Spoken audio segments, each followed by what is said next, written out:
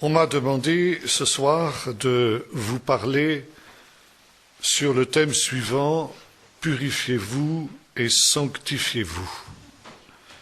Et quand j'ai demandé des précisions sur ce que l'on attendait de moi dans ce domaine, il a été fait référence à un incident que je diffuse beaucoup dans mes tournées, que la plupart d'entre vous connaissez. Je vais quand même le citer brièvement pour ceux qui ne le sauraient pas. Il s'agit d'un incident qui est arrivé à un de nos amis qui habite la région de Bordeaux, qui est entrepreneur de travaux de son État, et qui, il y a 3 ans de cela maintenant, un peu plus, était en train de travailler sur un bulldozer pour défricher un terrain sur lequel il devait ensuite construire un bâtiment. Et pendant qu'il était en train de travailler à ce travail de défrichement, soudain, la chenille droite de son bulle est montée sur un tronc d'arbre qui s'est redressé comme ça, qui allait heurter une branche qui était à l'aplomb la cabine de ce frère. Et sur cette branche, il y avait un nid de frelons asiatiques qui est directement tombé dans la cabine du frère. Le frelon asiatique est un animal extrêmement dangereux. 3 ou 4 piqûres de ces insectes-là suffit à tuer un homme normal. Et notre frère a été piqué par 56 frelons. Il est tombé rapidement dans le coma et lorsque le SAMU est arrivé, il a été déclaré mort. Il est resté 4h30 en état de mort clinique. Et alors qu'il se trouvait dans l'ambulance qui le ramenait à l'hôpital, soudain, un miracle s'est produit, il s'est réveillé. Sa femme l'attendait à l'hôpital, croyant qu'il était mort. Et lorsqu'il est arrivé à l'hôpital, il a pu expliquer à sa femme ce qui s'était passé. Quand il avait perdu connaissance, il avait été transporté à une vitesse extraordinaire dans un lieu magnifique que dit-il, il ne pouvait pas décrire. On ne peut pas le décrire avec des mots humains. Vous savez, c'est aussi ce que nous dit l'apôtre Paul, qui lui aussi avait fait une expérience de ce type et qui dit que dans ce lieu, il a entendu des paroles qu'il est interdit à un homme de répéter. Mais, dit-il, j'ai entendu la voix de Dieu qui m'a dit ceci, tu vas retourner sur la terre. Et notre frère a dit non, Seigneur, je suis trop bien ici, je veux rester. Le Seigneur dit si, tu vas retourner sur la terre, parce que c'est moi qui t'ai amené dans ce lieu pour te confier un message pour mon Église. Tu vas lui dire que je reviens bientôt et qu'elle n'est pas prête, qu'elle ne se réjouit pas de ce que je reviens. Tu vas lui dire que je viens pour chercher une épouse et non pas une prostituée. Tu vas dire que le problème de l'Église, c'est justement qu'elle a été envahie par les soucis de la vie et qu'il faut qu'elle se purifie, qu'elle se sanctifie et qu'elle remette les véritables priorités dans sa vie. Purifiez-vous, sanctifiez-vous, c'était le message par conséquent que notre frère avait reçu.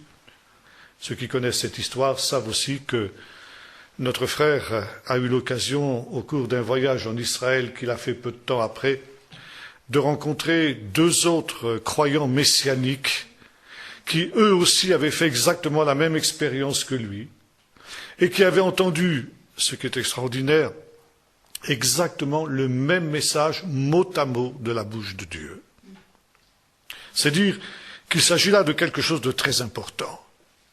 La Bible nous dit que toute chose sera établie sur la déposition de 2 ou de 3 témoins. Et Dieu a permis que ces 3 hommes, qui ne se connaissaient pas, qui vivaient à des milliers de kilomètres les uns des autres, puissent se rencontrer pour partager l'expérience qu'ils avaient faite et pour ainsi vérifier que c'était véritablement une parole de Dieu. Et quand je repensais à ces choses, quelque temps plus tard, je me souvenais aussi de ce que Jésus disait à ses disciples qui allaient à Emmaüs le matin de Pâques. Notre frère tout à l'heure a parlé du fait qu'il aime se souvenir que nous sommes encore dans la période de Pâques. Nous sommes encore dans la fête de Pâques. C'est aujourd'hui commence le dernier jour de la fête de Pâques biblique dans l'État d'Israël. Et le soir de Pâques, donc, 2 disciples, nous raconte l'évangile de Luc, se rendaient dans le village d'Emmaüs à, disons, 12-15 kilomètres de Jérusalem environ. Et vous vous souvenez que Jésus va s'approcher d'eux sans qu'ils le reconnaissent. Et Jésus s'étonne de les voir tristes en disant « Mais qu'est-ce qui vous arrive ?» Et ces 2 hommes disent à Jésus « Mais est-ce que tu es le seul qui, habitant Jérusalem, ne sache pas ce qui s'est produit ces jours-ci? Quoi donc ?» dit Jésus. Eh bien, au sujet de Jésus de Nazareth, qui était un prophète puissant devant Dieu et qui a été crucifié. Jésus dit, homme sans intelligence, lent à comprendre et à croire tout ce qu'ont écrit les prophètes. Et je crois que cette parole que Jésus a adressée à ses disciples, il pourrait nous l'adresser à nous aujourd'hui, en 2012. Nous avons, comme le disait aussi Jésus, ou plus exactement dans une parabole de Jésus, Abraham, ou mauvais riche, qui se trouvait en enfer, et qui demandait à Abraham d'envoyer Lazare pour avertir ses frères de ce qui se passait. Jésus disait, ils ont Moïse et les prophètes, qu'ils les écoutent. Et même si quelqu'un des morts ressuscité, s'ils ne croient pas Moïse et les prophètes, ils ne croiront pas non plus. Or, nous aussi, nous avons Moïse et les prophètes, qui sont là pour nous avertir des temps dans lesquels nous vivons. Cela devrait nous suffire. Mais comme ces disciples-là, nous sommes lents à comprendre et à croire tout ce qu'ont annoncé les prophètes. Et parce que nous sommes dans les derniers temps, Dieu, dans sa miséricorde, permet que des morts ressuscitent, contrairement à ce que le mauvais riche avait souhaité, pour venir justement nous avertir que le temps est proche et que le Seigneur revient vite. Et par conséquent, l'essentiel de ce message que nos 3 frères ont reçu, c'est celui qui va nous occuper ce soir. Purifiez-vous et sanctifiez-vous. Parfois, on me demande concrètement, pratiquement, qu'est-ce que ça veut dire? Purifiez-vous et sanctifiez-vous. Eh bien, c'est ce que nous allons voir maintenant. Je voudrais que nous fassions 2 lectures. La première dans le livre du prophète Malachie au chapitre 3, à partir du verset 1er. Voici que j'enverrai mon messager, il ouvrira un chemin devant moi. Et soudain entrera dans son temple le Seigneur que vous cherchez, et le messager de l'alliance que vous désirez, voici qu'il vient, dit l'Éternel des armées. Qui pourra soutenir le jour de sa venue? Qui est celui qui tiendra debout quand il paraîtra? Car il sera comme le feu du fondeur, comme la potasse des blanchisseurs. Il siégera, tel celui qui fond et qui purifie l'argent. Il purifiera les fils de Lévi, il les épurera comme on épure l'or et l'argent, et ils seront pour l'Éternel ceux qui amènent l'offrande avec justice. Alors l'offrande de Juda et de Jérusalem sera agréable à l'Éternel, comme aux jours d'autrefois, comme aux années précédentes. Je m'approcherai de vous pour le jugement, je me hâterai de témoigner contre les sorciers et les adultères, contre ceux qui font de faux serments, contre ceux qui oppriment le salarié, la veuve et l'orphelin, qui font tort à l'immigrant et qui ne me craignent pas, dit l'Éternel des armées, car c'est moi l'Éternel et je ne change pas. Un autre texte dans le livre du prophète Ésaïe au chapitre 6. L'année de la mort du roi Osias, je vis le Seigneur assis sur un trône très élevé. Les pans de sa robe remplissaient le temple. Les séraphins se tenaient au-dessus de lui, ils avaient chacun 6 ailes. 2 dont ils se couvraient la face, 2 dont ils se couvraient les pieds, et 2 dont ils se servaient pour voler. Ils criaient l'un à l'autre en disant « Saint, Saint, Saint est l'Éternel des armées, toute la terre est remplie de sa gloire. » Les soubassements des seuils frémissaient à la voix de celui qui criait, et la maison fut remplie de fumée. Je dis malheur à moi, je suis perdu, car je suis un homme dont les lèvres sont impures. J'habite au milieu d'un peuple dont les lèvres sont impures, et mes yeux ont vu le roi, l'Éternel des armées. Mais l'un des séraphins vola vers moi, tenant à la main une braise qu'il avait prise sur l'autel avec des pincettes. Il en toucha ma bouche et il dit, ceci a touché tes lèvres, ta faute est enlevée et ton péché est expié. J'entendis la voix du Seigneur qui parlait. C'est un texte qui ressemble énormément à l'expérience que nos trois frères que j'évoquais il y a un instant ont faite et qui concerne peut-être le plus grand de tous les prophètes, le prophète Ésaïe. Le prophète n'était pas véritablement, au moment où il a eu cette vision, au commencement de son ministère. Ce ministère de prophète et de grand prophète, avait déjà commencé pour lui certainement un certain nombre d'années auparavant. Et voilà que dans ce moment précis qui nous est rapporté ici dans ce texte, le prophète se tenait dans le temple de Jérusalem, à l'occasion certainement d'un culte, d'une cérémonie religieuse. Et pendant qu'il était dans ce temple terrestre, il a été en quelque sorte ravi dans le temple céleste, parce qu'il y a, et vous lisez ça dans l'Épître aux Hébreux, deux temples, le temple céleste et le temple terrestre, dont le temple terrestre n'est rien d'autre qu'une réplique du temple céleste. Et alors qu'il est en train de célébrer un culte dans ce temple terrestre, le prophète est enlevé dans le temple céleste. Et là, il va avoir une vision de la gloire de Dieu. Il va entrer dans la présence de Dieu. Et soudain, il voit ce trône élevé, sur lequel le Seigneur est assis, et sur lequel il règne sur toutes les œuvres de ses mains. Et autour de ce trône, il voit des êtres célestes qui sont appelés ici des séraphins. C'est une traduction de l'hébreu tsroufim, qui vient du mot letzaref, brûlé, consumé. Les séraphins sont des êtres ardents, des êtres de feu, des flammes de feu. Et ces êtres de feu sont autour du trône de l'Éternel. Et ils sont en quelque sorte les protecteurs de la majesté divine,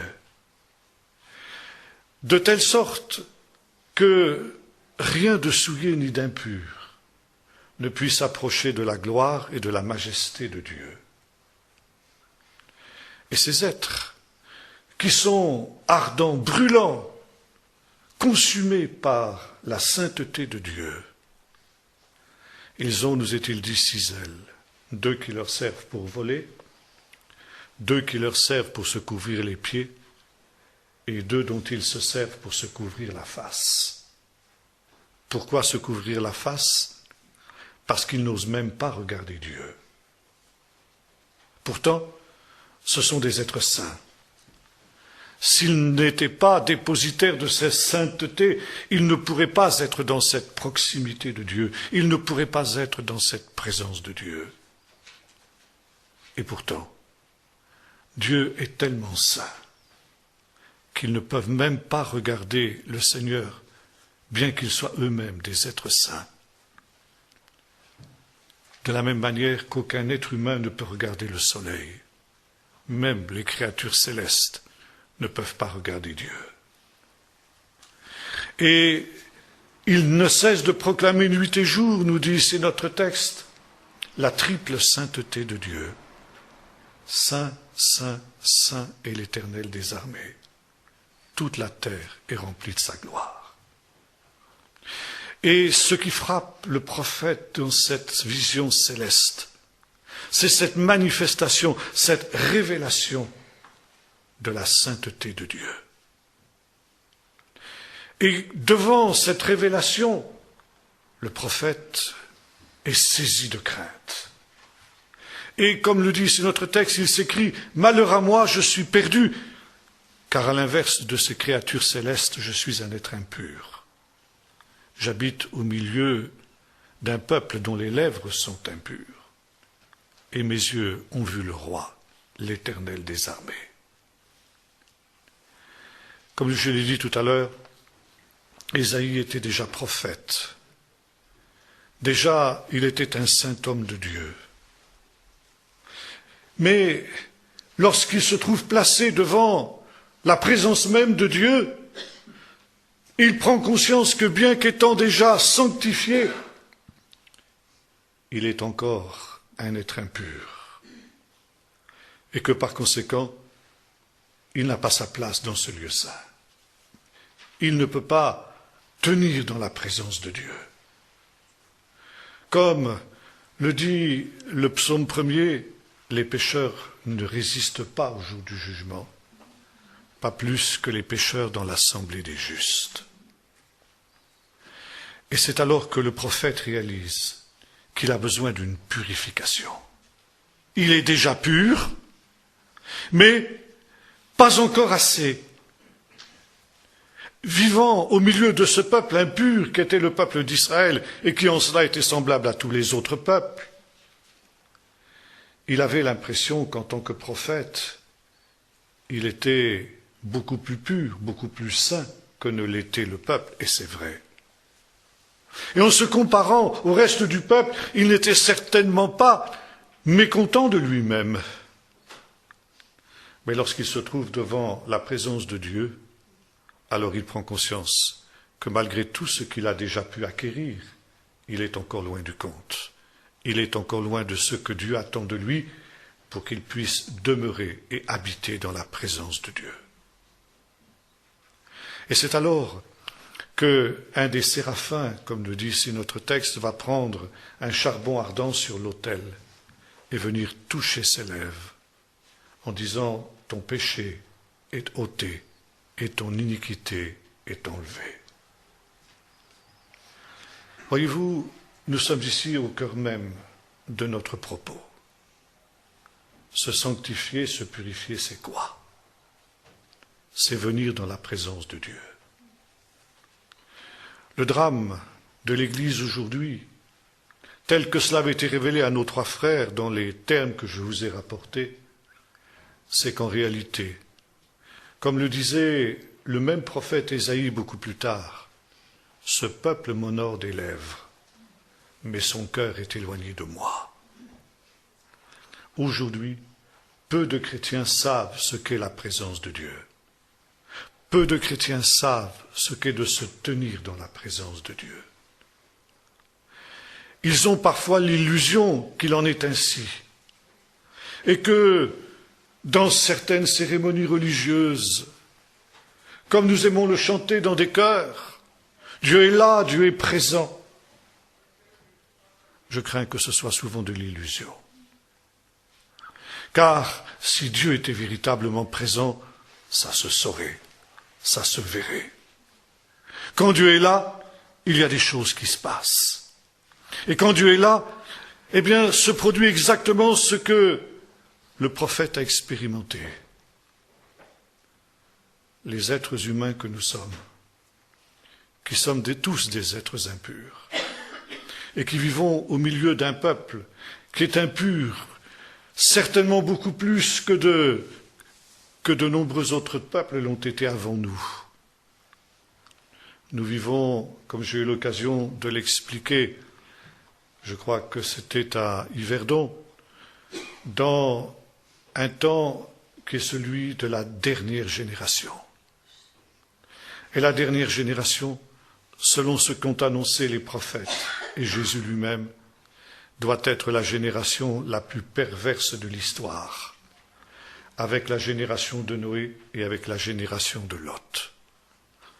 C'est le grand philosophe chrétien Kierkegaard qui, au début du siècle dernier, disait « Cette génération est plus que perverse. » Que dirait-il un siècle plus tard? Nous vivons dans un peuple impur. Et nous sommes sans cesse, tous les jours, agressés par tout ce qui vient de l'adversaire. Et quoi que nous pensions, nous ne sommes pas indemnes de cette réalité. Pas davantage que le prophète ne l'était de son temps. Et c'est la raison pour laquelle nous avons besoin de revenir au Seigneur. Revenez à moi. Revenez à celui dont vous vous êtes éloigné. C'est aussi le message des prophètes. Et revenir à Dieu, c'est revenir dans sa présence et c'est par conséquent reprendre conscience de la sainteté de Dieu. Dieu est saint, saint, saint, saint est l'Éternel. Et le peuple de Dieu a besoin de reprendre conscience que son Dieu est un Dieu saint. On insiste beaucoup aujourd'hui sur le fait que Dieu est amour. Il y a quelques semaines de cela, je prêchais dans une certaine église du sud de la France, un peu sur ce thème qui est toujours à peu près celui que je développe, parce que c'est le message qui est sur mon cœur. Et après les quelques jours de retraite que j'avais fait dans cette église, me sont revenus des bruits selon lesquels certains de mes auditeurs étaient allés voir un ancien pour dire à peu près ceci: « Oh, monsieur Taubois, il exagère peut-être un peu quand même. Parce que Dieu n'est pas aussi sévère que ce qu'il dit. Dieu est amour, et ça finira bien toujours par s'arranger. » Si ces gens étaient venus me dire cela, je leur ai répondu: « Je l'espère pour vous. » Mais je n'en suis pas sûr. La Bible nous dit le contraire. Dieu est un Dieu saint. Et si même, comme je l'ai dit tout à l'heure, les anges de Dieu, les séraphins, ne se sentent pas à même de regarder Dieu en face à cause de cette sainteté, à combien plus forte raison, comme dira Job, l'homme pécheur qui avale l'iniquité comme de l'eau. Et c'est la raison pour laquelle nous avons besoin d'une purification. Nous avons besoin que le Seigneur agisse en ce qui nous concerne, comme il avait agi pour le prophète, et que l'ange de Dieu vienne nous purifier. Nous purifier parce que justement, si nous voulons nous tenir dans la parole de Dieu, si nous voulons nous tenir dans la présence de Dieu, nous n'aurons pas d'autre solution que de nous sanctifier, que de nous purifier. Nous l'avons dit tout à l'heure, le pécheur ne peut pas subsister dans la présence de Dieu. Et lorsque nous venons dans la présence de Dieu, soudain nous prenons conscience de cette impureté qui est attachée à nous. Peut-être ce que nous ne discernions pas jusqu'alors, ce que nous ne voyons pas, ce que peut-être nous minimisions en disant « Oh, tout le monde le fait, tout le monde est comme ça, c'est comme ça que ça se pratique aujourd'hui. » Soudain, eh bien, nous prenons conscience, quand nous venons dans la présence de Dieu, en face de la sainteté de Dieu, que ce qui nous semble sans importance est aux yeux de Dieu, au contraire, d'une extrême importance. Le péché est une chose grave aux yeux de Dieu. Et si nous voulons continuer à marcher dans le péché, si nous voulons continuer à vivre dans le péché, alors Dieu nous retirera sa présence, Dieu nous retirera son esprit. Vous vous souvenez de David, qui après son péché avait soudain pris conscience de la gravité de sa faute, alors qu'il avait essayé de la minimiser, et qui dans le psaume 51 dit « Ne me retire pas ton Esprit Saint ». C'était le risque. Ou David se sanctifiait, se repentait de son péché, mettait sa vie en ordre devant Dieu, ou bien Dieu lui aurait retiré son Esprit Saint et Dieu l'aurait rejeté. Comme disait un grand homme de Dieu du passé qui s'appelait Donald G., qui était un Britannique, et c'est pourquoi il avait cette expression, le Saint-Esprit est un gentleman. Et quand il se retire, il ne claque pas la porte. Il part sur la pointe des pieds. Et on ne se rend pas compte qu'il est parti. Et beaucoup aujourd'hui vivent dans l'illusion, s'imaginant que le Saint-Esprit est avec eux, et comme le disait le Seigneur à une des églises de l'Apocalypse, en fait, je suis à la porte et je frappe. À la porte, ça veut dire dehors. Et aujourd'hui, nous nous trouvons dans ce temps où le peuple de Dieu n'est plus conscient même de la gravité du péché. Et le prophète, dans le livre du prophète Malachie aussi, rappelle une vérité essentielle. Je suis l'Éternel et je ne change pas. C'est quelque chose aujourd'hui qu'on a oublié. Nous étions tout à l'heure à nous entretenir avec un frère et j'évoquais ce verset. Dieu dit qu'il ne change pas. Et c'était le message central du réveil lorsque le réveil est venu au début du siècle dernier. Les premiers pionniers de ce réveil réaffirmaient que Dieu était le même, hier, aujourd'hui, éternellement, qu'il ne changeait pas, que ses promesses étaient les mêmes, que Dieu était capable de faire aujourd'hui ce qu'il avait fait autrefois, mais que ses exigences aussi n'avaient pas changé, elles étaient les mêmes. Et que si nous voulions voir la gloire de Dieu, il fallait nous soumettre aux exigences de Dieu. Aujourd'hui, le changement a été érigé en valeur dans notre société. Que dis-je en valeur? En idole.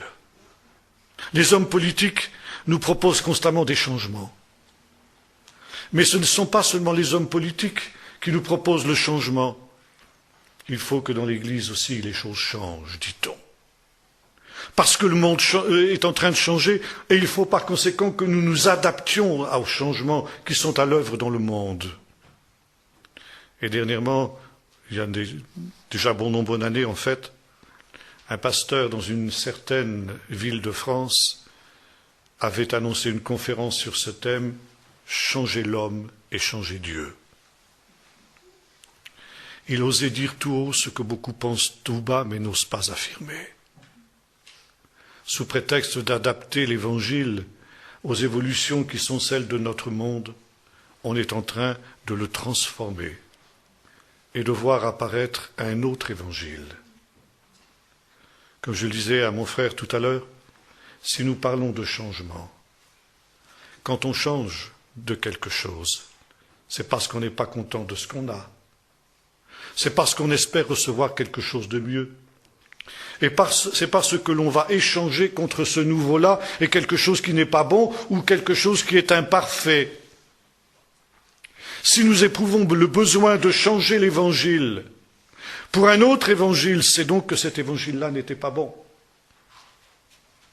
Et c'est pourquoi la parole de Dieu nous rappelle que Dieu ne change pas.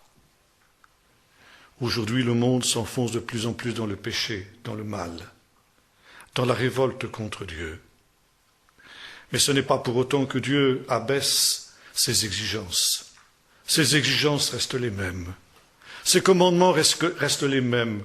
Jésus a dit qu'aussi longtemps que le ciel et la terre subsisteront, il ne disparaîtra pas un seul iota, un seul trait de lettre de toute la parole de Dieu. Et par conséquent, celui qui touchera, qui modifiera le plus petit de ses commandements, sera appelé le plus petit dans le royaume de Dieu. L'Éternel ne change pas, ses exigences et ses commandements ne changent pas. Dieu attend de nous le même standard moral, le même standard spirituel que celui qu'il attendait de nos pères. Et Dieu ne va pas accepter nos excuses en nous disant « Oui, mais je vivais dans une génération qui était impure », comme le dit ici le prophète. Il y a dans la parole de Dieu une comparaison qui est faite entre la dernière génération, cette génération perverse dont je parlais tout à l'heure, plus que perverse en citant Kierkegaard. Il y a un parallèle qui est fait avec la génération de Noé. Jésus dit, ce qui arriva au temps de Noé arrivera aussi au temps du Fils de l'homme. Et la génération de Noé était une génération perverse et corrompue.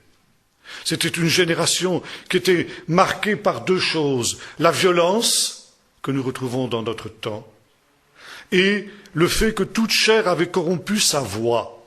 ce qui est un euphémisme pour dire toute chair avait abandonné sa conduite sexuelle normale. Et on était arrivé à l'homosexualité généralisée. On sera bientôt à ce stade-là dans notre société. Et Dieu dit, parce que justement cette génération a mis le comble au péché, alors je vais la détruire. Mais Noé trouva grâce aux yeux de l'Éternel. Pourquoi? Dieu lui dit, parce que je t'ai vu juste dans ta génération. Les rabbins, les commentateurs juifs ont noté cette expression, juste dans ta génération. Qu'est-ce que ça voulait dire? Pourquoi le Saint-Esprit a-t-il souligné le fait que Noé était juste dans sa génération? Est-ce que dire il est juste, ça ne suffit pas? Non. Parce que justement, la justice de Noé était un contraste absolu avec la dépravation des gens de son temps. Et ça veut dire que malgré le fait que Noé vivait dans une génération corrompue, il était resté juste. Il avait su rester juste. Dieu ne nous dit pas, la parole de Dieu ne nous dit pas à quel prix il avait gardé cette justice. Mais le fait est qu'il ne s'était pas laissé gagner, qu'il ne s'était pas laissé influencer par cette iniquité au milieu de laquelle il vivait. Et les sages ont dit, le fait que l'on vive dans un environnement corrompu n'est jamais une excuse aux yeux de Dieu pour être à un niveau inférieur à ce qu'il attend de nous.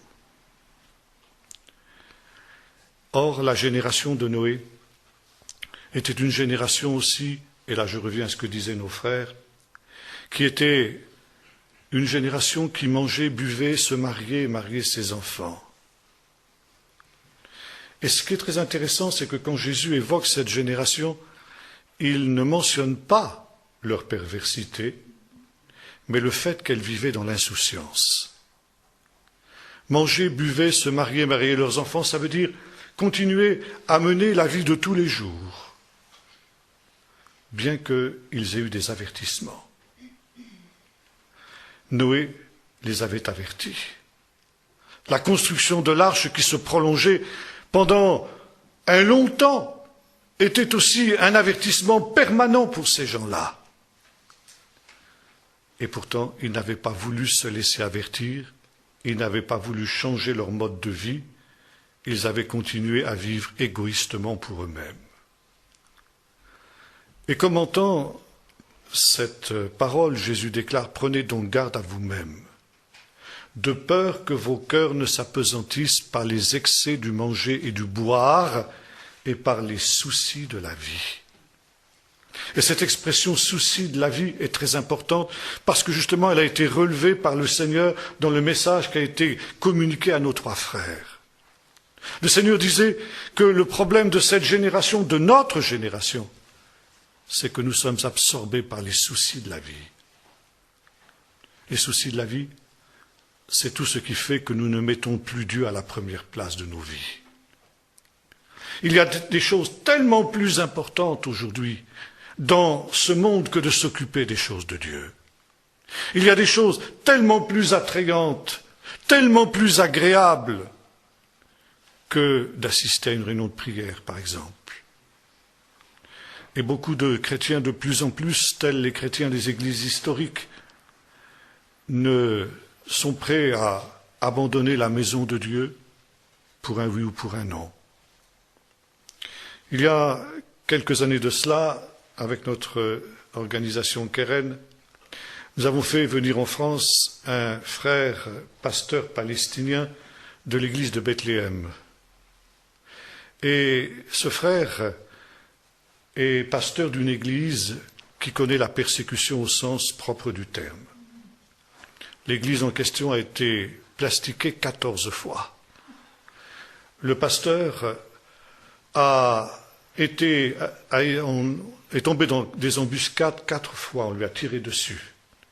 Il a encore une balle logée dans son épaule que les médecins n'ont pas pu extraire. Son frère, quand il s'est converti à Jésus-Christ, a été assassiné à coups de machette par ses voisins. Et quand j'ai rencontré ce frère pour la première fois, l'église était en deuil car deux jeunes filles, deux sœurs de 18-20 ans, qui venaient de se convertir quelques mois plus tôt, venaient d'être retrouvées égorgées dans leur lit. Et ce frère est venu en France, nous avons organisé une tournée pour lui, et à la fin de cette tournée, il était terriblement déçu de ce qu'il avait vu en France parmi les chrétiens. Et il a interpellé les chrétiens d'une manière très vigoureuse en ces termes. Vous, les chrétiens de France, l'évangile, qu'est-ce que ça vous coûte? Ça ne vous coûte rien. Et vous dites, aujourd'hui je n'irai pas au culte parce qu'il fait trop chaud. Et le dimanche suivant, vous dites, aujourd'hui je n'irai pas au culte parce qu'il fait trop froid. Et vous dites, je n'irai pas à la réunion de prière parce que il y a la leçon de judo du petit. Et puis je n'irai pas à l'étude biblique parce qu'il y a un beau match à la télé. L'évangile ne vous coûte rien. Nous, les gens de notre église, quand ils viennent à l'église le dimanche matin, ils savent ce que ça leur coûte. Parce qu'ils savent que quand ils viennent à l'église le matin, ils ne rentreront peut-être pas chez eux vivants. Le résultat, c'est qu'à Bethléem et dans ces territoires palestiniens, nous avons le réveil. Et vous, ici, c'est la mort. Sanctifiez-vous et purifiez-vous. Revenez dans la présence de Dieu. Reprendre conscience de la sainteté de Dieu. Le problème de l'Église aujourd'hui, c'est qu'elle a perdu le sens de la sainteté de Dieu. On a oublié que Dieu était un Dieu saint. Et on a oublié que pour pouvoir nous tenir dans la présence de Dieu, il faut nous sanctifier. La suite de notre texte nous dit ceci. Lorsque le charbon de l'ange a touché les lèvres du prophète, j'entendis la voix de Dieu qui parlait. Ça ne veut pas dire que Dieu ne parlait pas auparavant. Ça veut dire que simplement, le prophète n'entendait pas Dieu qui parlait. Et ce n'est que lorsqu'il a été purifié, ce n'est que lorsqu'il a été sanctifié, qu'à nouveau il a pu entendre la voix de Dieu. Aujourd'hui, nous vivons dans un temps très particulier. Et c'est notre frère, le regretté professeur Jacques Ellul, qui a déclaré ceci, « Nous vivons dans un temps du silence de Dieu, un temps où Dieu se tait, où Dieu ne parle plus. » Alors quand on dit cela dans beaucoup d'églises évangéliques, charismatiques et autres, on dit « Mais c'est pas vrai ! On entend constamment des choses extraordinaires. » Comme disait un de nos frères à Emmanuel, celui qui a été piqué par les frelons, qui visitait une église. Quand il a eu donné son témoignage, celui que j'ai rapporté brièvement, le pasteur de cette église lui a dit « Oh, je ne crois pas ton histoire. Parce que tu sais, nous avons des plans pour évangéliser le monde entier pendant le XXIe siècle. Donc Jésus ne peut pas revenir avant la fin de ce siècle. D'ailleurs, nous avons eu des prophéties qui nous ont dit ça. » Dieu ne peut pas se contredire. Et là, justement, nous voyons ce qui nous est dit ici. On peut prendre ses propres pensées pour celles de Dieu. Et ce n'est que lorsque nous revenons dans la présence de Dieu que nous pouvons éprouver les esprits et nous pouvons éprouver si la parole de Dieu, si les paroles qui nous sont données sont de Dieu, si ce sont des pensées d'hommes. J'ai entendu la voix de Dieu qui parlait. Comme disait le professeur Jacques Ellul, si Dieu parlait, ça se saurait. Mais aujourd'hui, Dieu se tait. Nous sommes dans la situation qui est décrite dans le psaume 74 en particulier. Nous ne voyons plus de signes, plus de prophètes. L'ennemi a rugi dans ton saint temple. Ce temple dans lequel se trouvait le prophète et qui a finalement été souillé, qui a été profané, dont le Saint-Esprit s'est retiré comme un autre prophète l'a vu quelques siècles plus tard, le prophète Ézéchiel, quand il a vu la cavode, la gloire de Dieu. qui sur un char quittait le temple sans ostentation. Et le peuple continue à dire, mais c'est ici le temple de l'Éternel, le temple de l'Éternel, le temple de l'Éternel. Et Dieu n'était plus là, et il ne le savait pas. Et ça, c'est la situation la plus tragique dans laquelle on peut être. Dieu se tait, et comme le disait Jacques Ellul, c'est la pire situation qui puisse être. C'est la situation qu'aucun croyant véritable ne peut supporter. Dieu se tait, c'est déjà le début du jugement. L'enfant de Dieu peut tout supporter de Dieu, y compris son jugement, y compris une parole de condamnation. Mieux vaut une parole de condamnation que le silence de Dieu. Et à cause des péchés de cette génération, à cause de l'apostasie de l'Église de ce temps, Dieu s'est retiré et Dieu se tait. Ça ne veut pas dire que Dieu ne parle pas, la preuve. Il le fait par les frères que j'évoquais tout à l'heure. Mais pourquoi, nous les hommes, avons-nous tellement l'impression que Dieu se tait? Parce que Dieu est loin de nous. Parce que nous sommes loin de lui. Nous voulons être proches des hommes de ce temps. Et nous voulons imiter les hommes, soi-disant pour leur apporter l'Évangile. Et en fait, il est plus important pour nous que nous soyons proches des hommes que nous soyons proches de Dieu. Il y a un choix à faire. Le message du réveil autrefois était justement « sanctifiez-vous ». Sanctifiez-vous, ça veut dire soyez séparés. Être saint, c'est d'abord être séparé de ce qui est impur, de ce qui est souillé. C'est être mis à part pour être consacré à Dieu. Et nous étions exhortés, jeunes chrétiens, à cette époque-là, à nous séparer de ce qui était impur dans le monde. Aujourd'hui, on exhorte les jeunes à aller dans le monde, soi-disant pour être le sel de la terre et pour y apporter, en étant comme les autres hommes, la lumière de l'Évangile. C'est le contraire qui se produit. Et c'est la tragédie de ce temps. Dieu parle. Mais le peuple de Dieu est incapable de l'entendre. Et même lorsque Dieu parle, d'une manière que j'évoquais tout à l'heure, parce que comme les disciples d'Emmaüs, nous sommes devenus lents à comprendre et à croire tout ce qu'ont écrit les prophètes, à tel point que nous ne voulons même plus prendre en compte la parole de Dieu.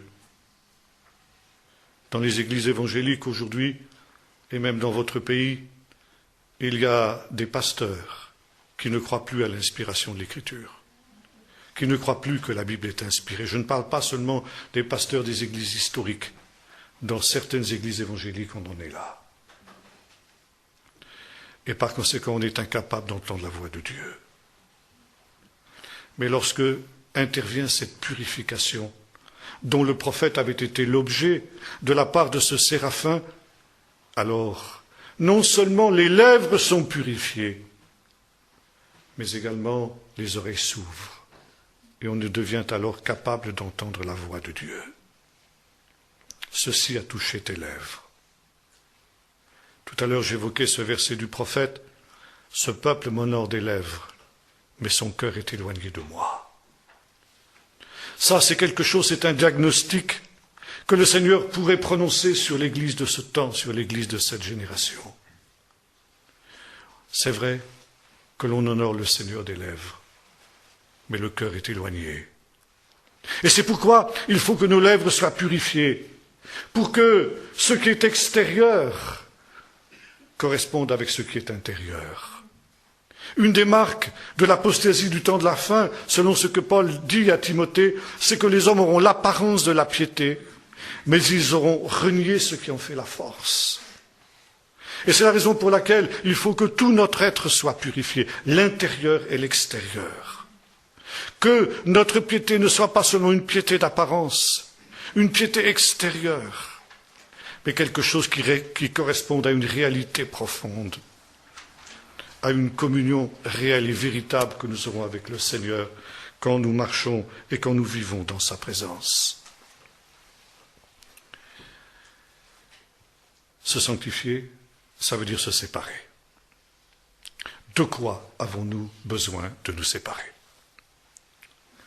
J'évoquerai un autre texte d'un autre prophète, le prophète Agé, qui posait la question suivante: est-ce le temps pour vous d'habiter dans des demeures lambrissées, alors que ma maison est en ruine?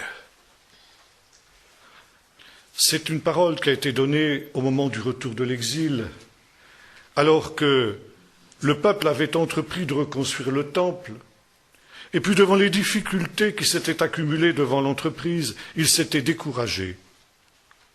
Et la construction du temple avait été abandonnée, et chacun avait construit sa propre maison, ça veut dire s'était occupé de ses propres affaires, délaissant la maison de Dieu, délaissant le service de Dieu, et notamment pour se construire des maisons luxueuses, des maisons lambrissées.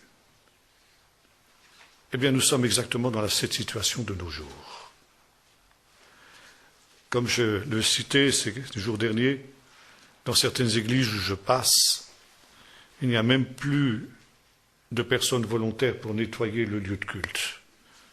Et certaines églises, et pas des moindres, parfois des églises de 200 ou 300 membres, sont obligées de payer un païen ou une païenne de l'extérieur pour venir nettoyer la salle de culte. Chacun s'affaire pour sa propre maison, et la maison de Dieu est abandonnée.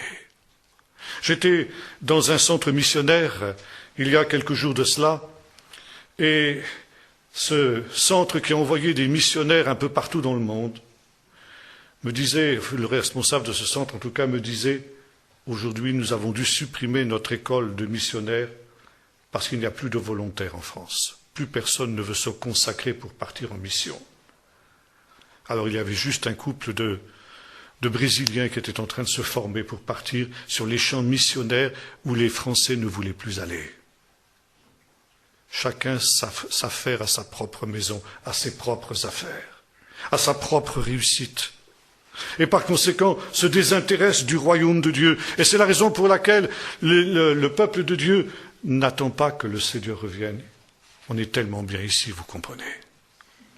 Avec tous ces joujoux, ces gadgets électroniques, la télé, Internet, les téléphones portables, les jeux électroniques.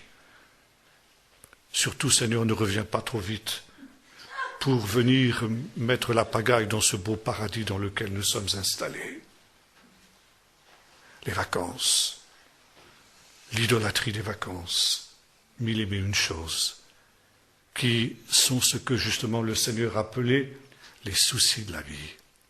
Les soucis de la vie qui ont pris la première place dans le cœur de nombreux chrétiens et qui font qu'ils ne se réjouissent pas que le Seigneur revienne et ils oublient la chose essentielle qui est de se préparer à la rencontre du Seigneur. Il y a un danger d'embourgeoisement spirituel, un danger d'installation dans ce monde. Et l'installation dans ce monde nous fait redescendre au niveau religieux, ce niveau qui est celui d'une piété d'apparence qu'évoquait l'apôtre Paul. Alors nous pouvons nous trouver dans la situation de cette église d'Éphèse que le Seigneur aussi reprenait dans les lettres aux églises de l'Apocalypse. Je connais tes œuvres, elles sont plus nombreuses que les premières. Mais j'ai une chose contre toi, c'est que tu as oublié l'essentiel, tu as abandonné ton premier amour. Peut-être qu'aujourd'hui, les églises ont davantage d'œuvres qu'autrefois. Quand on regarde les activités de certaines églises, c'est impressionnant. Il y a toutes sortes d'activités qui sont multipliées. Mais qu'en est-il de la communion véritable avec le Seigneur, de ce premier amour dont parlait justement le Seigneur? Se sanctifier, c'est aussi un autre élément extrêmement important qui n'est plus guère prêché dans beaucoup d'églises aujourd'hui, mourir à soi-même. Et cette mort elle-même, elle est au centre de la prédication de Jésus. Si quelqu'un veut venir après moi, qu'il se charge de sa croix, qu'il renonce à lui-même et qu'il me suive. Celui qui voudra sauver sa vie la perdra. mais celui qui perdra sa vie la retrouvera. Et Jésus dit cela, entre autres, en relation avec son retour. À cause justement de cela, un sera pris, l'autre laissé. Ce sera celui justement qui aura voulu sauver sa vie, qui sera laissé sur place. Le temple, j'ai parlé tout à l'heure du temple, c'est bien sûr le temple céleste, puisque le temple terrestre n'existe plus. Mais il existe un autre temple, l'Église, qui est le temple du Saint-Esprit, qui est composé non pas de pierres mortes, mais de pierres vivantes. Et de la même manière qu'au centre du temple, au centre du culte du temple, il y avait le sacrifice. De la même manière, au centre du culte de l'Église, il doit y avoir le sacrifice. Paul disait ceci dans l'Épître aux Romains, chapitre 12, « Je vous exhorte, frères, par les compassions de Dieu, à offrir vos corps en sacrifice saint, agréable à Dieu, ce qui sera de votre part un culte raisonnable. » Aujourd'hui, on veut sauver sa vie. Ça veut dire profiter de tout ce que ce monde peut apporter de positif, pense-t-on. Renoncer, ce n'est pas du tout dans l'air du temps. Renoncer, ce n'est pas ce à quoi nous exhortent les médias. Et par conséquent, les prédicateurs eux-mêmes hésitent à prêcher ce message, parce que c'est un message qui n'est pas populaire. Renoncer à soi-même, renoncer à satisfaire ses exigences, renoncer à satisfaire ses ambitions, ses plaisirs, pour se consacrer entièrement à l'obéissance au Seigneur, à faire la volonté de Dieu. Jésus disait, si le grain qui est tombé en terre ne meurt, il reste seul. Mais s'il meurt, il porte beaucoup de fruits. Et Jean-Baptiste, reprenant ce thème, disait, déjà la cognée est mise à la racine des arbres. Tout arbre qui ne porte pas de fruits est coupé, jeté au feu. Quels fruits portons-nous? Quels fruits portes-tu? C'est temps. Si le Seigneur revenait, est-ce qu'il trouverait du fruit dans ta vie? Et s'il n'y a pas de fruit, pourquoi n'y en a-t-il pas? Parce que tu es peut-être comme ce grain de blé qui n'est pas tombé en terre et qui n'est pas mort. Et si le grain de blé ne tombe pas en terre, il ne peut pas porter du fruit. Un sacrifice vivant. Je vous exhorte, frères, à offrir vos corps en sacrifice vivant. Et lorsque ce sacrifice vivant est offert, lorsque ce sacrifice est sur l'autel, alors le feu descend. Et le feu, c'est le feu de l'Esprit. Ce feu qui avait touché les lèvres du prophète. C'est à partir du moment où le prophète avait accepté cette mort à lui-même, « Malheur à moi, je suis perdu !» qu'il accepte de se laisser consumer par le Seigneur. Et le Seigneur va venir allumer ce feu dans son cœur. Dans ses lèvres d'abord, et dans des lèvres, cela va pénétrer dans son être tout entier. Il va y avoir une véritable destruction de l'homme ancien pour qu'un être nouveau apparaisse par la grâce et par l'opération du Saint-Esprit. Dans le livre du prophète Malachie, le texte que nous avons lu tout à l'heure, nous retrouvons la même pensée. Qui pourra supporter le jour de sa venue? Qui restera debout quand il apparaîtra? Eh bien, pour cela, le Seigneur envoie son messager, qui vient pour purifier son temple, qui vient comme un feu dévorant, et il purifiera les fils de Lévi, ça veut dire, il purifiera ceux qui officient dans le temple, avec un feu qui les fondra, afin qu'ils puissent offrir des sacrifices et des offrandes qui soient agréables à l'Éternel. Et lorsque notre corps a été placé sur l'autel, il faut que l'Esprit de Dieu vienne. Il faut que l'Esprit de Dieu descende. Et pour cela, il ne faut plus qu'il y ait le moindre domaine réservé dans nos vies. Si nous voulons garder quelque chose pour nous-mêmes, quelque chose qui n'est pas soumis à la volonté de Dieu, qui n'est pas abandonné à la volonté de Dieu, alors nous ne sommes pas un sacrifice vivant. Si nous voulons garder la maîtrise d'une partie même infime de notre vie, nous ne sommes pas un sacrifice vivant et le feu ne pourra pas descendre. Ce n'est que lorsque nous avons renoncé à nous-mêmes que le Seigneur peut accomplir cette œuvre de purification. Moïse disait autrefois à Israël, dans un cantique prophétique, parlant de ce qui allait arriver après sa mort, quand le peuple d'Israël serait rentré dans le pays promis et qu'il allait se trouver au milieu de l'abondance, il disait, Israël est devenu gras, il a regimbé et il a oublié le Dieu de son salut. Le drame de notre temps, c'est que nous sommes trop bien, nous sommes trop riches, nous sommes dans un trop grand confort. Il y avait une chère sœur, aujourd'hui disparue, en Espagne, qui avait vécu l'époque de Franco. Elle avait vécu ce temps où les chrétiens évangéliques étaient persécutés. Et puis, lorsque Franco était mort, dans les années 70, en Espagne, il y avait eu un changement de régime. Et la liberté religieuse s'était instaurée.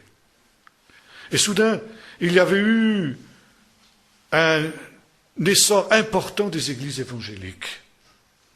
Et quelques années plus tard, je rencontrais cette sœur et je parlais avec elle, et nous nous entretenions de cette évolution du monde évangélique en Espagne. Elle nous disait, oui, c'est vrai, il y a davantage de chrétiens qu'il y en avait à l'époque de Franco, mais c'est plus pareil. Il n'y a plus la ferveur, il n'y a plus le feu qu'il y avait à cette époque-là. Et elle disait, pour que nous retrouvions le contact avec Dieu, pour que nous retrouvions la présence de Dieu, pour que nous retrouvions le premier amour, ce dont nous aurions besoin, disait-elle, c'est d'une bonne persécution. Je n'irai pas jusque-là. Mais je comprenais ce qu'elle voulait dire. Elle n'avait pas entièrement tort. Nous avons une vie trop facile. Et cette vie trop facile nous éloigne de Dieu. Et c'est parce que Moïse avait prévu cela qu'il avait ordonné à Israël, tous les ans, à la période de la fête des tabernacles, de retourner au désert, vivre dans des cabanes, dans le dépouillement, pour retrouver le contact avec Dieu, pour retrouver la présence de Dieu. Je l'attirai au désert, et là je parlerai à son cœur. Le temps dans lequel nous sommes est un temps où nous avons besoin d'une purification au désert. Aller au désert. Élie avait eu besoin de cette rencontre avec Dieu quand il avait perdu le sens de la présence de Dieu. Quand après ce qui s'était passé au Carmel, il était incapable à nouveau d'entendre la voix de Dieu qui parlait, comme le fera plus tard le prophète Ésaïe.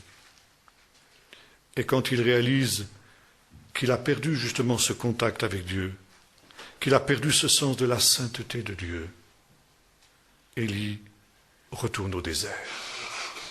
Il retourne au lieu où Dieu a parlé autrefois à Moïse, à Horeb. Et là, Dieu va se manifester. D'abord, Dieu va se manifester dans des signes extraordinaires. Des tempêtes, un tremblement de terre, l'orage, un vent violent qui déchire les rochers. Et Élie, qui connaît ce qu'est la voix de Dieu, parce qu'il l'a connue auparavant, réalise que Dieu n'est pas dans ces choses. Dieu n'est pas dans le spectaculaire. Aujourd'hui, nous sommes à la recherche de spectaculaire. Et nous pensons que quand il y a des choses spectaculaires qui se passent, Dieu est là. C'est rare que Dieu soit dans le spectaculaire. Et après ces signes spectaculaires dans lesquels Dieu n'était pas, Élie entend, en hébreu on dit kol de mama, ça veut dire littéralement le bruit d'un silence. C'est tout à fait paradoxal. Un silence, ça ne fait pas de bruit. Mais il reconnaît ce Dieu qui parle dans un murmure doux et léger, comme certaines versions traduisent aussi. Le drame de l'Église aujourd'hui, c'est qu'elle ne supporte plus le silence. Et c'est pourquoi, pour pouvoir à nouveau entendre la voix de Dieu qui parle, il faut être prêt à sortir au désert. Le désert, c'est le lieu du dépouillement. C'est le lieu où on abandonne tout ce qui est inutile, tout ce qui est vain, tout ce qui encombre notre vie, tous ces soucis de la vie dont nous parlions tout à l'heure, pour nous recentrer sur l'essentiel. Mon fils qui vit dans le désert depuis 4 ans me disait cela aussi. Il dit, tu sais, ici, eh bien, il n'y a pas de tentation comme dans les villes. il n'y a pas de magasin, il n'y a pas de spectacle, il n'y a pas de tous ces moyens de distraction qui marquent notre civilisation. Il n'y a que la solitude et le silence. Et dans cette solitude et dans ce silence, on entend Dieu qui parle. Je l'attirerai au désert, et là je parlerai à son cœur. Le peuple de Dieu a besoin de cette démarche, de ce retour au désert, pour y entendre à nouveau la voix de Dieu, et pour que, étant ainsi dans cette situation, le feu de Dieu puisse redescendre. Et quand le feu de Dieu descend, alors c'est à nouveau le temps du réveil. C'est le moment où le Seigneur se révèle à nouveau. Dieu parle parce qu'il ne change pas. Et Dieu, de la même manière qu'il attendait le prophète et qu'il parlait, mais personne n'était capable de l'entendre. Quand les lèvres du prophète ont été touchées par ce feu de Dieu, alors ses oreilles s'ouvrent et à nouveau, il retrouve le contact avec Dieu.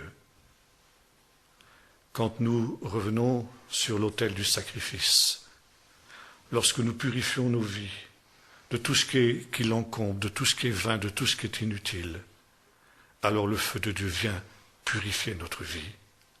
Soudain, les choses anciennes sont passées, toutes choses deviennent nouvelles, et à nouveau, nous sommes capables d'entendre la voix de Dieu. De nouveau, Dieu agit comme par le passé, parce que nous l'avons dit avec le prophète, Dieu est le même, il ne change pas. Et le Seigneur est toujours prêt à recommencer avec ceux qui sont prêts à repartir avec lui, à redémarrer avec lui à zéro. Je pourrais m'arrêter longtemps sur ce sujet, mais mon temps passe. Je vais conclure. Il est aussi question d'un autre feu dans l'Évangile. Un jour, Jésus traversait la Samarie et les Samaritains, parce qu'ils étaient juifs, n'avaient pas voulu recevoir Jésus et ses disciples. Et 2 disciples de Jésus, les fils de Zébédée, avaient dit, Seigneur, ordonne que le feu du ciel descende sur ces hommes et les consume. Et Jésus répond, vous ne savez pas de quel esprit vous êtes animés. Le feu est toujours conséquence d'un esprit. Et sur l'autel de l'Éternel, on peut faire brûler le feu de Dieu, mais on peut aussi avoir la tentation d'y amener un feu étranger. C'est ce qu'avaient fait les 2 fils d'Aaron qui avaient été consumés par le feu. Et encore une fois, chaque feu est la conséquence d'un esprit. Le feu de Dieu est la conséquence de la venue de l'Esprit de Dieu. Un feu étranger, c'est parce qu'il y a un autre esprit qui anime ceux qui en sont l'objet. Est-ce que tu sais ce soir de quel esprit tu es animé? Quel est le feu qui brûle en toi? Est-ce le feu de Dieu ou est-ce un feu étranger? Est-ce le feu de Dieu ou est-ce le feu du monde que tu as plus ou moins accommodé avec un vocabulaire religieux, évangélique et biblique, mais qui finalement est en réalité un feu étranger, un autre évangile? Comment le savoir? Revenir dans la présence de Dieu. Refaire l'expérience du prophète Ésaïe, Reconnaître la sainteté de Dieu, venir dans la sainteté de Dieu. Reprendre conscience que Dieu est un Dieu saint, et quand nous reprenons conscience que Dieu est un Dieu saint, tout change. Parce que nous ne pouvons pas rester dans la présence de Dieu sans nous sanctifier. Quand nous sommes dans la présence de Dieu, la purification et la sanctification, elles se réalisent automatiquement, ou bien alors nous sommes obligés de partir. Mais nous ne pouvons plus rester dans la présence de Dieu, dans cet état de tiédeur spirituelle que Jean dénonçait dans l'Apocalypse au sujet de l'église de Laodicée. Dans la présence de Dieu, il y a un choix décisif qui s'impose. Ou tu te sanctifies, et par conséquent, tu deviens bouillant, ou bien tu t'en vas, et tu es froid. Mais tu ne peux pas rester dans l'état de tiédeur spirituelle. Revenez à moi, et je reviendrai à vous. Je voudrais terminer par une dernière expérience qui m'a été rapportée par un pasteur que je visitais ces dernières semaines. C'est par conséquent quelque chose de tout récent. C'est un incident qui s'est produit en Allemagne, qui concerne une sœur. J'en ai parlé pour ceux qui ont assisté à mes réunions précédentes. Et comme je l'ai dit hier à Genève pour ceux qui étaient avec nous là-bas, j'ai dit que je le répéterai partout où j'irai pendant cette tournée en Suisse. Donc, pardonnez-moi si vous avez déjà entendu cette histoire, mais il y en a qui ne l'ont pas entendue. C'était une personne, une sœur en Allemagne, qui se rendait à son travail le matin au volant de sa voiture. Et soudain, elle a vu sur le bord de la route un monsieur bien mis, d'aspect sympathique, qui faisait de l'autostop. Elle avait pour principe de ne pas prendre aucun autostoppeur, parce qu'il y a eu tant de problèmes avec les autostoppeurs qu'on ne connaissait pas, que sa première réaction, ça a été de passer son chemin. Mais quelque chose l'a retenu. Est-ce que c'était l'aspect sympathique de ce monsieur, ou peut-être tout simplement l'Esprit de Dieu? Toujours est-il qu'elle a arrêté sa voiture et qu'elle a invité ce monsieur à monter. Il s'est donc installé à l'arrière de la voiture. La dame a redémarré et, après quelques minutes de trajet, le monsieur a ouvert la bouche et a commencé à parler. Et voici ce qu'il a dit. Déjà, les trompettes sont à la bouche. La dame était surprise. Elle dit quoi? Qu'est-ce que vous avez dit? Et le monsieur répète une deuxième fois. Déjà, les trompettes sont à la bouche. Alors la dame est de plus en plus intriguée. Elle dit, mais monsieur, mais expliquez-vous, qu'est-ce que vous voulez dire? Je ne comprends pas. Et une troisième fois, le monsieur, avec un ton grave et solennel, lui dit, déjà, les trompettes sont à la bouche. La dame était tellement impressionnée qu'elle s'est retournée pour regarder son interlocuteur. Et derrière, il n'y avait plus personne. Le personnage avait mystérieusement disparu. Alors vous imaginez le choc que cette personne a éprouvé. Elle a dû arrêter sa voiture, tellement elle était impressionnée, sortir prendre l'air, et puis retrouver ainsi ses esprits. Et elle est revenue vers sa voiture, elle s'est appuyée sur le capot pour essayer de reprendre son souffle. Et c'est alors que deux gendarmes à motocyclette, sont passés. Et ils ont vu cette femme qui était affalée sur sa voiture, ils ont cru qu'elle avait un malaise. Alors ils ont fait demi-tour, ils se sont arrêtés, ils disent, Madame, ça ne va pas, vous avez besoin d'aide, vous êtes malade. Ils disent, non, laissez-moi tranquille, tout va bien. Non, on voit bien que ça ne va pas. Alors, elle dit, si je vous dis ce qui se passe, vous allez me prendre pour une folle. Les gendarmes lui ont dit, mais dites quand même. Alors elle a raconté cette histoire.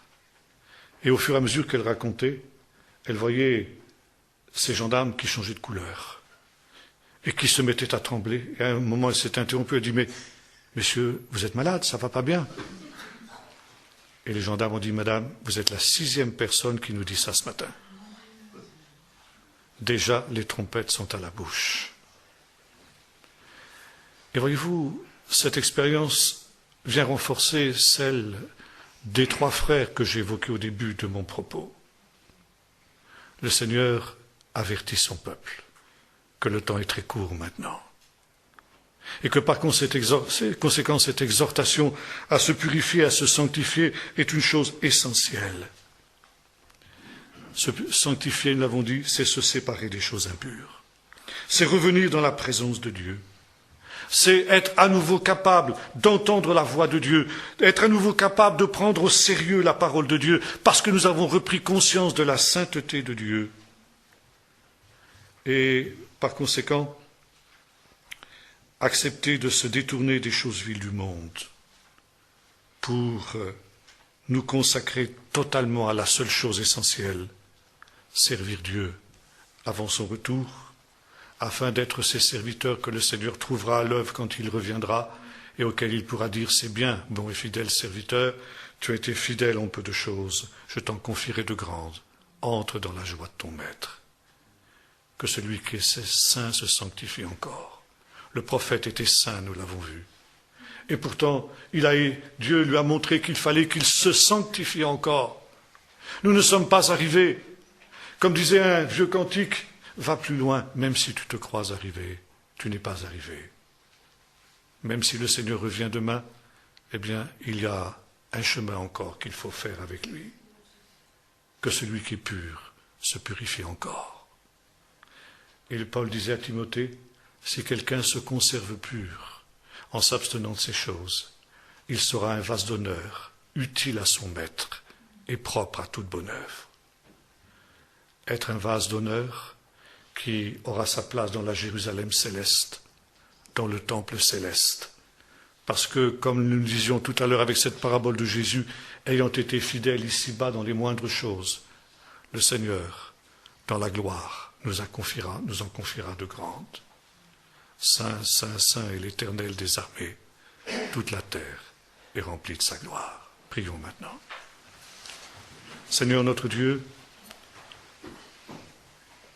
nous voulons ce soir prendre au sérieux d'abord ce qu'ont écrit Moïse, les prophètes, Jésus et les apôtres. Seigneur, cela devrait nous suffire si nous n'étions pas devenus nous aussi lents à comprendre et à croire tout ce qu'ont annoncé les prophètes. Et nous humilions, Seigneur, je m'humilie pour ma part de cette incrédulité qu'est la nôtre. Parce que comme le prophète, nous vivons dans un milieu incrédule et pervers, une génération incrédule et perverse, une génération impure. Et comme le prophète, Seigneur, venant dans ta présence, nous voulons dire malheur à moi, parce que moi aussi, je suis marqué par cette impureté. Mais Seigneur, nous voulons revenir à toi ce soir de tout notre cœur. Nous voulons revenir dans ta présence. Nous voulons revenir dans ton saint temple.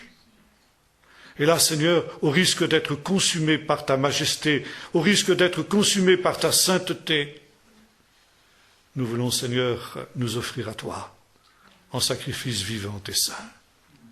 Et même si tu devais nous consumer, Seigneur, que le feu de ton esprit descende et purifie ce qui a besoin de l'être dans nos cœurs et dans nos vies.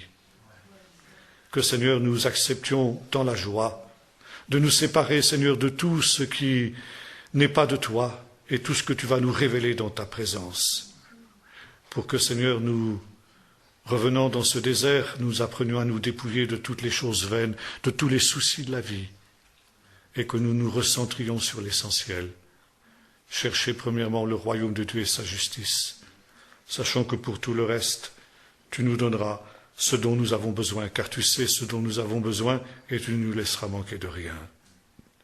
Seigneur, permets que nous purifions, nous soyons ce vase d'honneur, utile à son maître et propre à toute bonne œuvre, et qu'ainsi, Seigneur, nous puissions être dans ce temple céleste, ces vases par lesquels tu pourras te glorifier pour l'éternité, au nom de Jésus.